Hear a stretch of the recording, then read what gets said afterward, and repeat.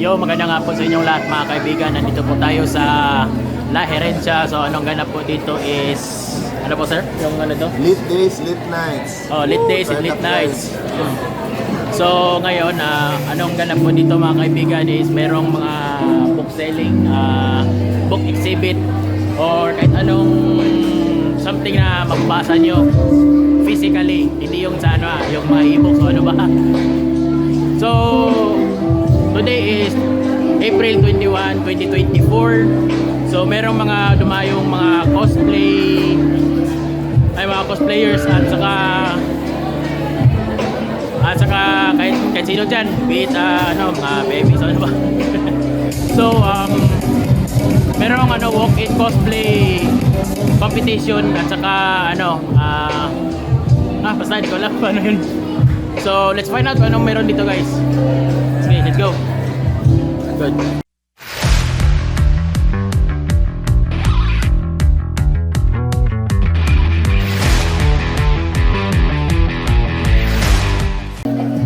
So as you can see guys, medyo maaga pa ang venue, and of course may mga cosplayers po dito at saka mga editors. So time check is alas 2:03 PM Philippine Standard Time. So ngayon, hopefully merong dadating na mga bisita po dito. Antay lang natin. So bago tayo magpatuloy mga guys, atin mo ng kaligtaan ang nangyari sa TCG Cosplay Event kahapon lamang. So let's recall kung ano ba na talaga ang nangyari. Talaga.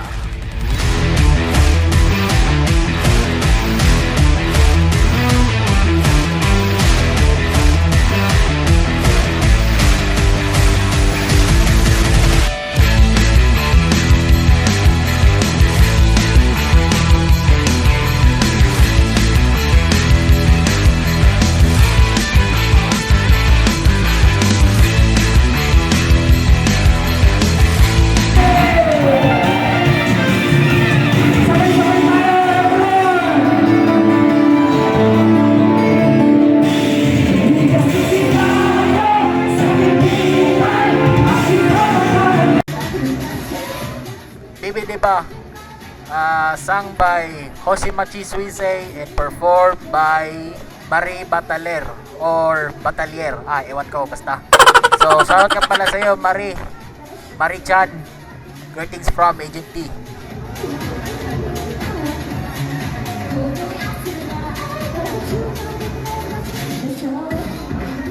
So, eto ang bagong budots guys. Emergency. Medyo hype na hype ang mga kaibigan natin, mga cosplayer natin, mga kaibigan. Sige, sayaw lang kayo dyan habang ini-enjoy nyo yan. Yeah, boy.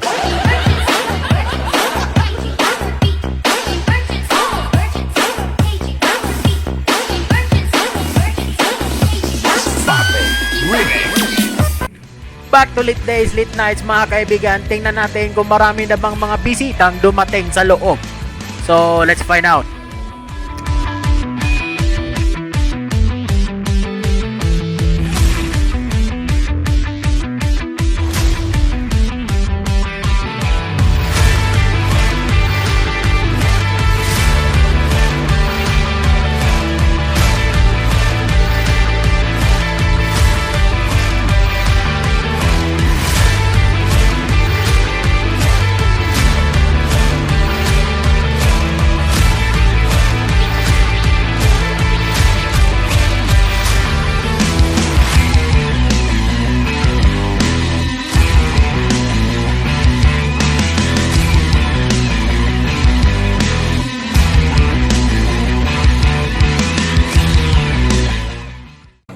As we can see mga kaibigan, may mga samot-saring mga merch ang nakadisplay sa estante.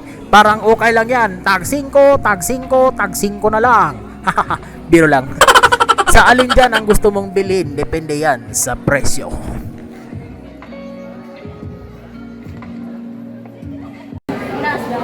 We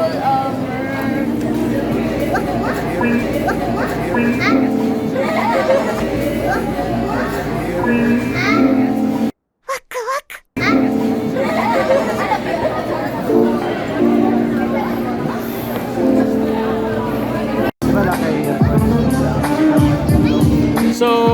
guys, ito guys, merong mga cosplayers dito, mga unang dumating, early bird. So as we say, early bird gets a worm. At sige guys, sige mga kaibigan, pili lang kayo dyan kung ano meron dyan. Oh, ayan guys, sigo sa sakasihan niya, magandang tandem yan mga kaibigan. And niya mga kaibigan, wait, sa mission naman. Ay. So ito guys, mayroong mga samot-saring mga sticker na pwede nyo pangdikit sa laptop, sa refrigerator, o kahit saan, kahit ano. And yun, mga picture na pwede nyo ilagay sa picture frame. At may acrylic charms, yung tawag nito, yung keychain. Kahit ano ang okay, sa mga hindi pa nakatanghalian or kape at saka hot choco lang ang katapat niyan. Pawi. Jokes. Just stickers, 125 pesos. This 170.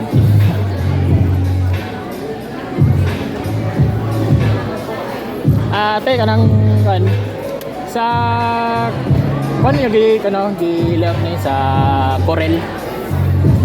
Sa Corel Draw ni siya or sa Adobe Photoshop. Ay, ito po. Yes po. Sa phone. Ay, sa phone? I see. Okay. They may consider submitting. I'm looking for artists and writers for an anthology. Wala sila gasto. The only thing they need to do is help me sell the book. Okay, they have a percentage once they get picked. Nice they cut. Yes. So you can take a picture of this so that they can submit. Nakagana na kong kuya. Picture wish to 30 people to be fair to submit their oral flash and so 2024. So also, this is for the pre-order for my second scene for about COVID-19. Okay, 24 hours a day man ta sa Balay lockdown. This is my first scene. If you'd like to browse, that is the first scene. And also we have an exhibit May 1 to 12. Diri yapon sa Lahiran siya. So we're promoting street photography sa Davao City. Aside sa exhibit, naabot ni workshops, activities para sa mag-participate. Participate. About ano po ito sir? Parang photography? Yeah, street photography. I see.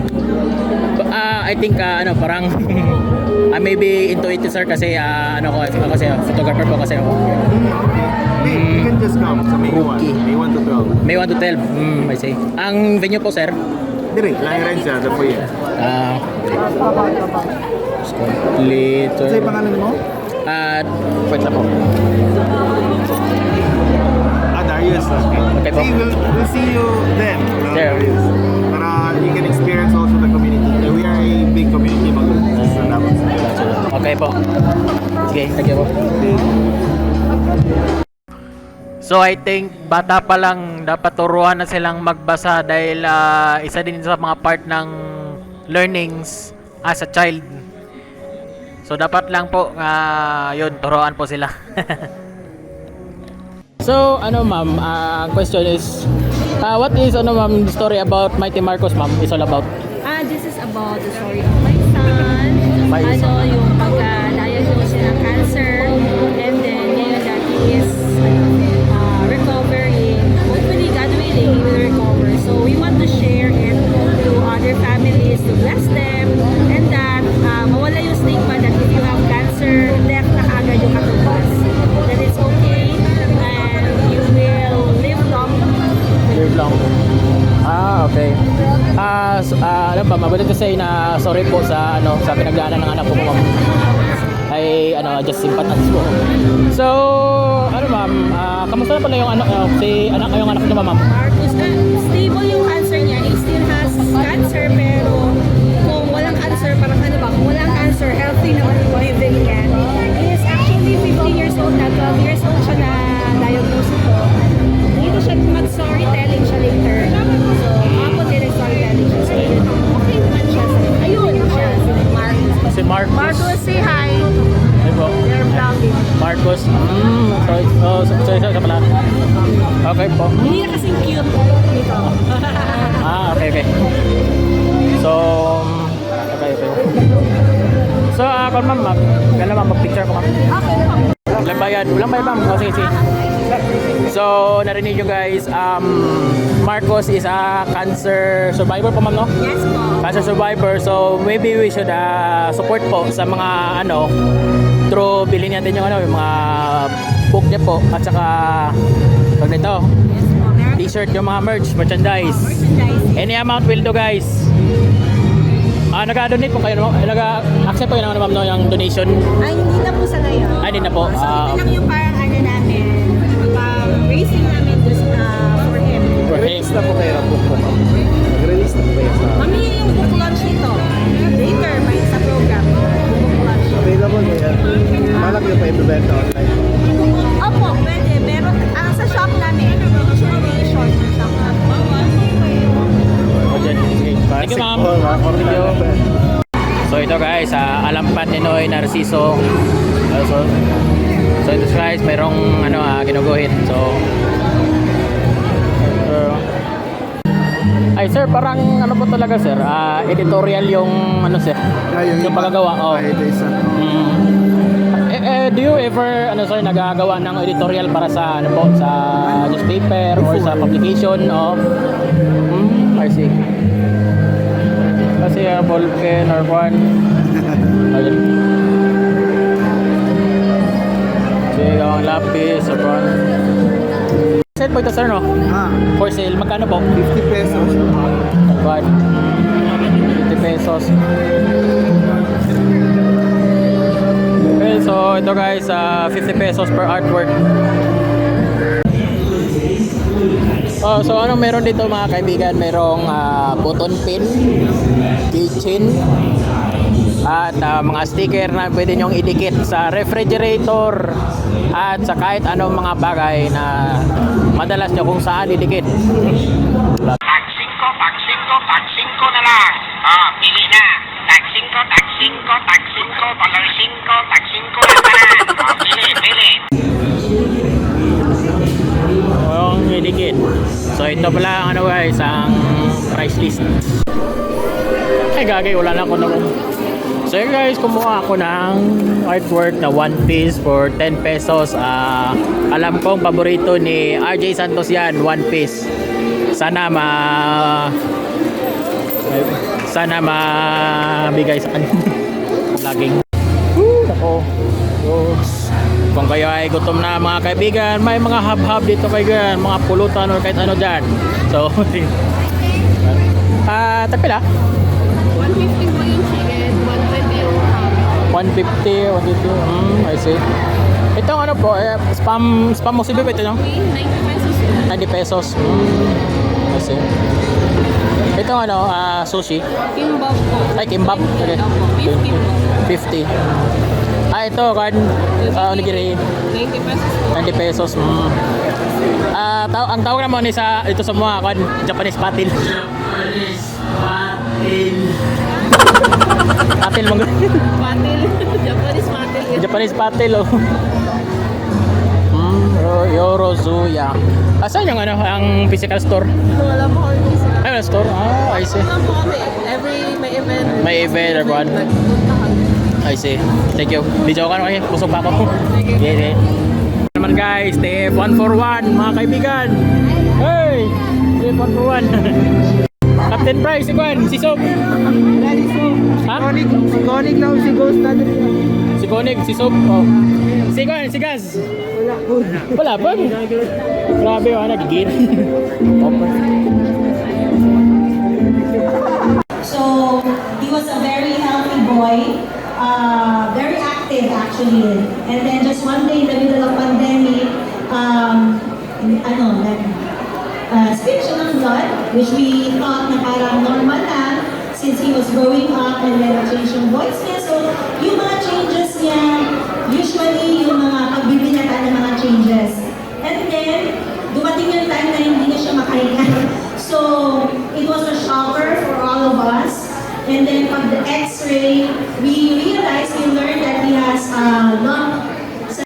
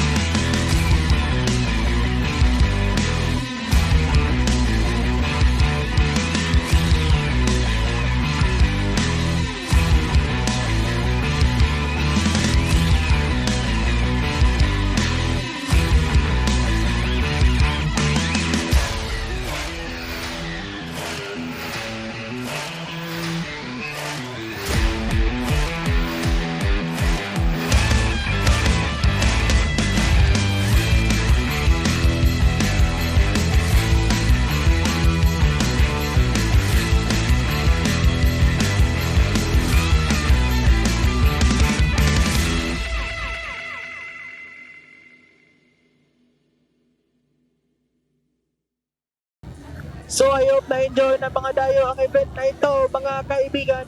Hoping for another event like this para mag-enjoy at magsaya. Hanggang dito na lang tayo mga kaibigan. Abangan nyo ako sa susunod na vlog. Goodbye!